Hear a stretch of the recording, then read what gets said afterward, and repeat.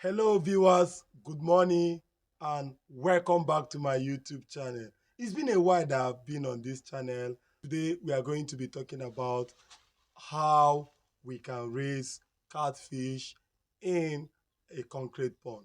There have been a whole lot of talk about and earthen ponds and, the tarpaulin and all that. People say, what's the best way to raise catfish? Is it in earthen pond? Is it in concrete pond? Or is it in tarpaulin or other plastic?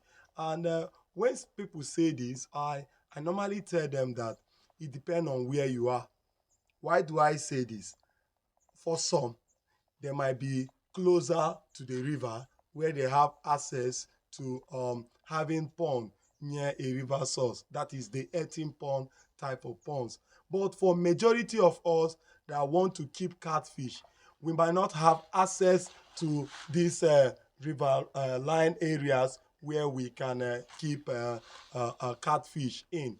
And some people will tell you, no, don't do it in a concrete pond. Just give people money and have a place near the river where you have to go to see the catfish.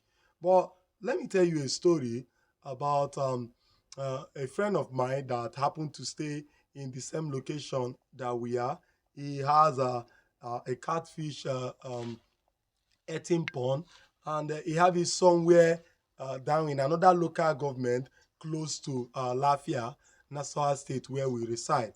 And he normally goes there every day. Yes, he goes there every day. He's not doing anything wrong. He harvested a few fish. I think he harvested one cycle, either one or two cycle, and then something happened.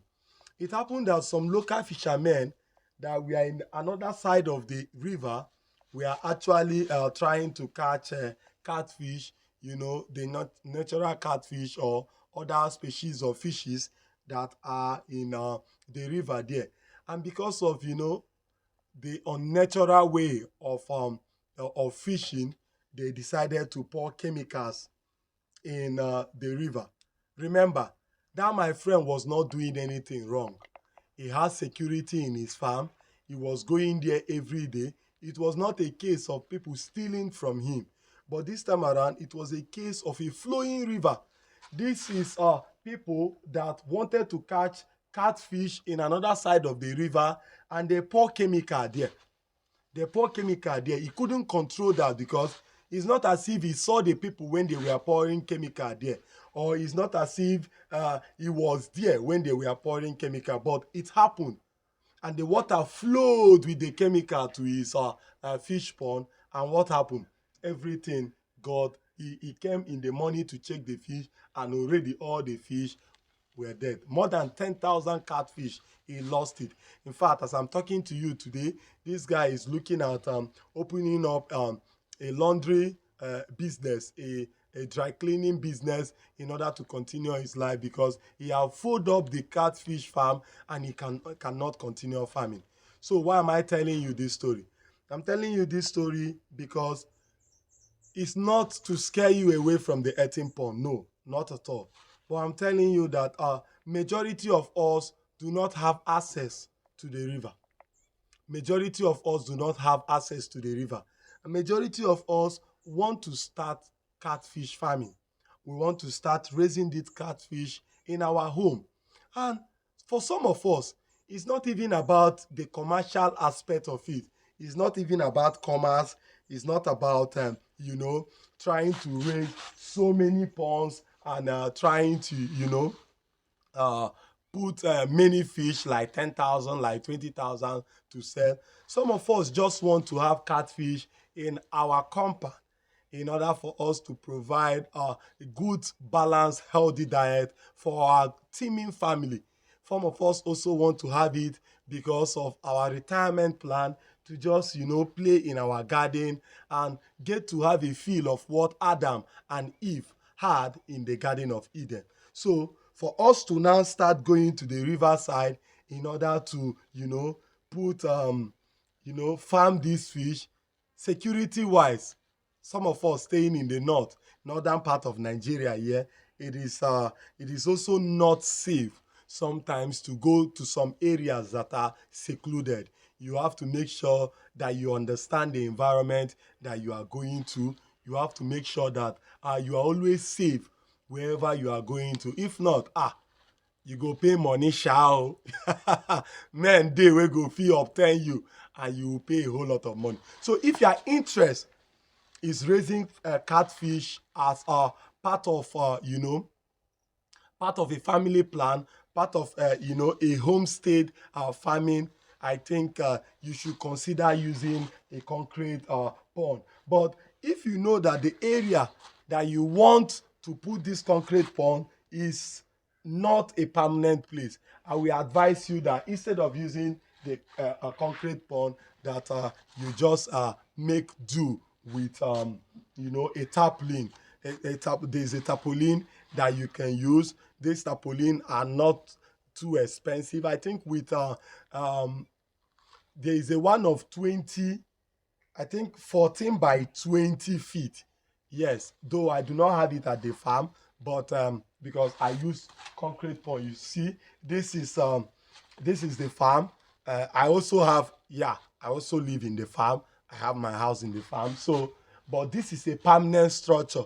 This is a permanent guy that, oh, this is going to be here for the next 20 years. This is going to be here for the next 30 years. This is going to be a generational farm. So we are putting this structure up here.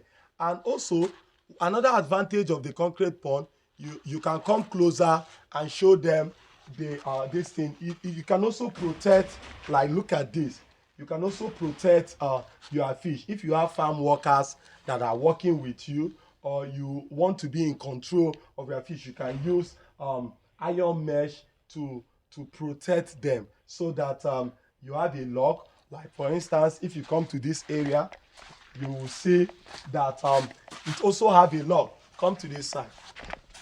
You see this is a pond, and we are preparing to stock this. We've already watched it. So this is the lock, and this is the door to it. So now when you lock this and you put a padlock here, you can have access to this thing. You don't need to open it for you to feed the fish. They have gaps. Yeah, they have gaps in between these places that you can pour food on. There is no size of food that you want to pour here that you cannot pour in these places. So you are well protected and you are sure of it. Another advantage that I see that concrete ponds have over the ponds, the earthen ponds that you have near the river side, is that in the concrete pond you can also have adequate monitoring without being afraid. That means in your little space that you have, you can rear so many number of fish without you being scared of your security. But for you to have a concrete pond, I will always advise you that you must make sure that you have a borehole. You must have a borehole in your farm. That borehole will help you to have water, to change their water as frequent as you should. 2 to 3 days you have to change their water, so that the fish will be very healthy. So for the borehole, what about the cost of electricity? Fuel is very expensive right now in Nigeria, and if you continue to use fuel to pump water for your fish, you might not profit at the end of the day. Well, let me talk about myself. I happen to stay in an area, thanks to the government, we have almost 24 hours electricity here in my village, in Danka. We have almost 24 hours electricity. So we always have light in order to pump water.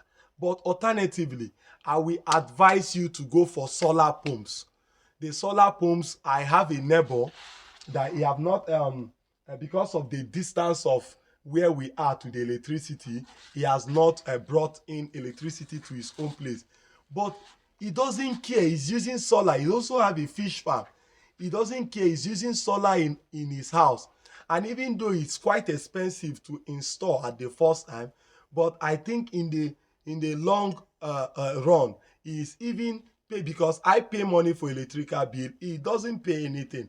and he use the electricity anyhow he feel like, because it comes from God. It's just harnessing sun.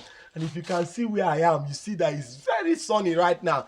This is Nasarawa State and we have plenty of sun. So he actually harness this sun and use it to bring out water in from the borehole to his farm. So thank you very much for coming to my YouTube channel. I do appreciate you, and I also promise to post more content on this channel. Please, you can subscribe to this channel and feel free to do everything. One love. Thank you very much, and I'll see you in the next video.